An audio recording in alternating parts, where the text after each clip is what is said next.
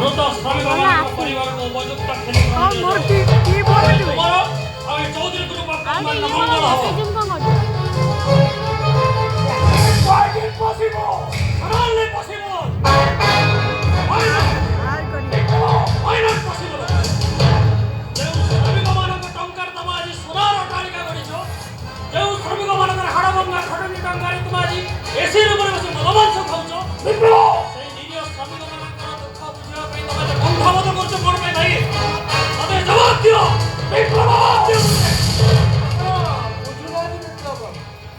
ଅଯଥାରେ ସାର୍ଙ୍କୁ ଦୋଷାରୋପ କରୁଛନ୍ତି। ଶ୍ରମିକମାନଙ୍କୁ ଟଙ୍କା ଦେଇଦେଲେ ଆମର କେତେ ଯେ କ୍ଷତି ହେଇଯିବ। ତୁମେ ଚୁପ୍ କର।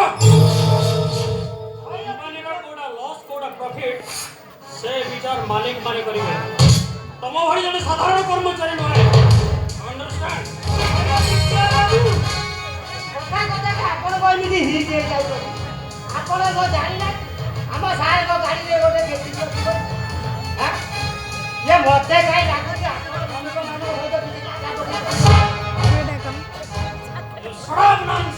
ଆଜ୍ଞା ଗୋଟେ ଚାକରି ମାଲିକ ସହିତ କେମିତି କଥାବାର୍ତ୍ତା କରାଯାଏ ଆଜ୍ଞା ତା ସେଇଟା ତମେ ଭଲ ଭାବେ ଜଣା ଭାଇ। ଆଜ୍ଞା ଭାଇ ଏବେ ବି ସମୟ ଅଛି ଭାଇ।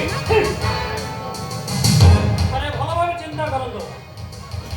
ଯଦି ଆପଣ ନିଜର ମଙ୍ଗଳ ଚାହୁଁଛନ୍ତି ତେବେ ଶ୍ରମିକମାନଙ୍କୁ ଟିକେ ସାଲିସ କରିନିଅନ୍ତୁ।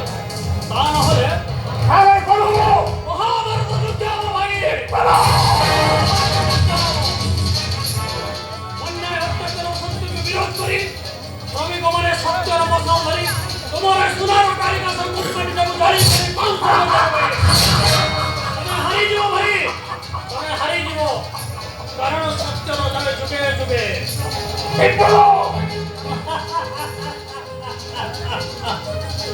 ଇତିହାସର କଥା ମନେ ଅଛି ଭାଇ? ମୋର କିନ୍ତୁ ମନେ ଅଛି। ଇତିହାସରେ ପଢ଼ିଥିଲି ଫ୍ରାନ୍ସ ସମ୍ରାଟ ଷୋଡ଼ଶ ଲଇର କଥା, ଯାହାର ଅନ୍ୟାୟ ଅତ୍ୟାଚାରରେ ଅତିଷ୍ଠ ହୋଇ ଫ୍ରାନ୍ସର ଲକ୍ଷ ଲକ୍ଷ ଅଧିବାସୀ ସେ ବାସ୍ତିଲ ଦୁର୍ଗଟାକୁ ଜାଳି ପୋଡ଼ି ପାଉଁଶ କରିଦେଲେ। ତମେ ହାରିଯିବ ଭାଇ। ଆଉ ଶେଷରେ ସମ୍ରାଟ ଷୋଡ଼ଶ ଲଇଟା ଆତ୍ମହତ୍ୟା କଲା। ଏବେଠୁ ନିଜର ଭୁଲଟାକୁ ସଂଶୋଧନ କରିନିଅ ଭାଇ। ତା ନହେଲେ ତମକୁ ଦିନେ ଅନୁତାପର